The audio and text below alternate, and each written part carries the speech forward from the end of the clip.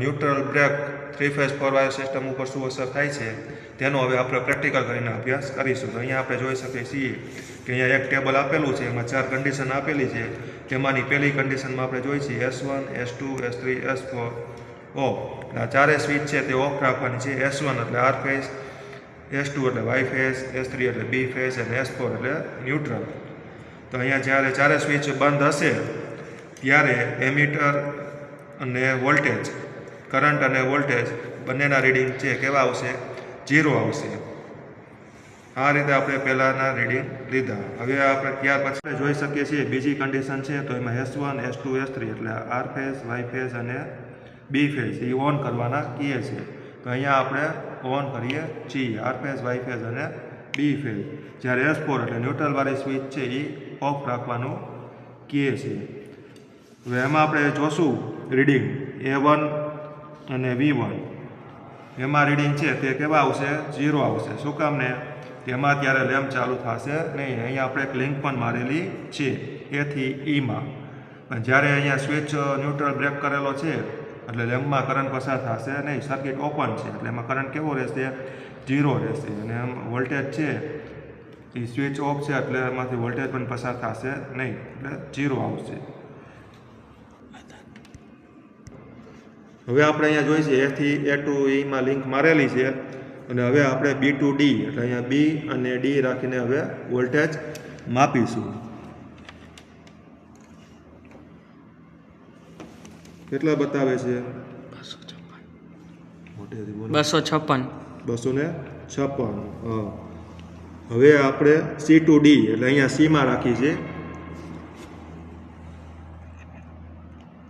હવે જુઓ છો કેટલા વોલ્ટેજ બતાવે છે? 163. 163 વોલ્ટેજ. તેમાં આપણે જોઈ શકીએ છીએ કે 0 રીડિંગ બતાવે છે. એવી રીતે હવે A2માં, તો એમાં પણ આપણે રીડિંગ જોઈ શકીએ છીએ. રીડિંગ છે તે 0 બતાવે છે. હવે આપણે કન્ડિશન 3 ચેક કરીશું. તેમાં આર ફેઝ સ્વિચ છે ઓન કરવાની છે, વાય ફેઝ ઓન કરવાની છે અને બી ફેઝની સ્વિચ ઓન કરવાની છે. જ્યારે ન્યુટ્રલની સ્વિચ છે તે ઓફ રાખવાની છે. પણ જ્યારે આપણે તેને ચાલુ કરશું ત્યારે ન્યુટ્રલ કન્ટિન્યુ લેમ્પને મળશે એટલે લેમ્પ છે વાય ફેઝનો ચાલુ થશે. હવે આપણે ન્યુટ્રલને સ્વિચ બંધ કરીને ન્યુટ્રલને બ્રેક કરીશું એટલે આ લેમ્પ ચાલુ થશે નહીં. અહીંયા આપણે લિંક પણ મારેલી છે B to E માં. હવે આપણે વોલ્ટેજના રીડિંગ લેશું. તો હવે કેટલા રીડિંગ બતાવે છે તે જોવો જોઈએ. 258. 258 વોલ્ટેજ. અને હવે C માં રાખો.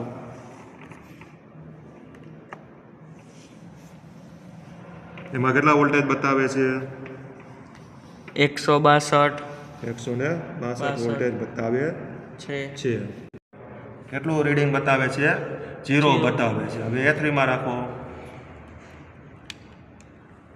તેમાં પણ રીડિંગ છે તે 0 બતાવે છે. કેમ કે અહીંયા ન્યુટ્રલ બ્રેક છે, સર્કિટ ઓપન છે એટલે કરંટ છે તે 0 બતાવે છે.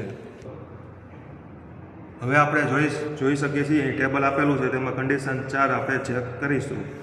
તેમાં આર ફેઝ, વાય ફેઝ અને બી ફેઝ છે તેની આપણે સ્વિચ ઓન કરીશું. અને હાલમાં છે ન્યુટ્રલ બ્રેક કરેલો છે. હવે આપણે ન્યુટ્રલને વાળી સ્વિચ છે તે ચાલુ કરશું એટલે બી ફેઝ છે તે ચાલુ થશે. હવે આપણે ન્યુટ્રલને બ્રેક કર્યો છે અને અહીંયા આપણે લિંક મારેલી છે C to E એટલે બી ફેઝમાં આપણે લિંક મારેલી છે અને ન્યુટ્રલમાં લિંક મારેલી છે.